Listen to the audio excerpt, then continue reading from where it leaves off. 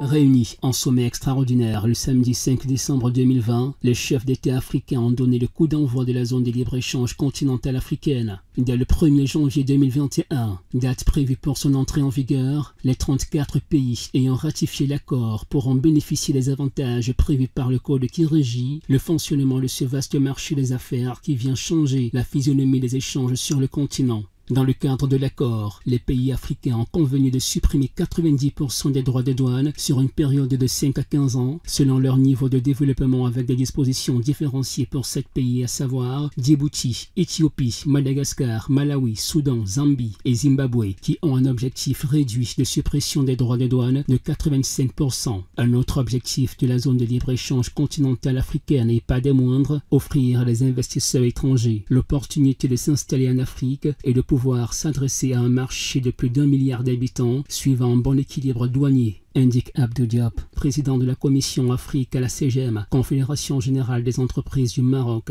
Sur le plan macroéconomique, l'accord vient corriger la faiblesse des échanges entre pays africains qui sont aujourd'hui les plus faibles au plan mondial. Les échanges intra-africains ne représentent que 16%, un chiffre dérisoire comparé au commerce intra-européen, 67%, entre pays asiatiques, 61%, ou entre les pays d'Amérique du Nord, 50%. Il convient de souligner que certains préalables reste à finaliser avant l'implémentation de cet accord, dont les effets réels sur les échanges commerciaux entre les pays ou sur le coût des transactions entre les entreprises ne pourra se concrétiser qu'à partir du deuxième trimestre de 2021, mais sur le plan juridique, l'accord entrera en vigueur le jour dit.